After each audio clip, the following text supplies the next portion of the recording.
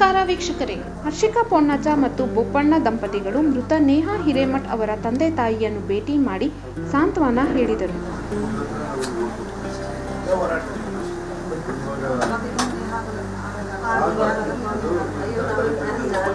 ಹೇಳೋದನ್ನ ನೆನೆಸ್ಕೊಂಡಾಗಲೇ ನಮಗೆ ತಲೆ ತಿರುಗುತ್ತೆ. ನೀವು ತಾಯಿಯಾಗಿ ನೋಡ್ತೀರಾ,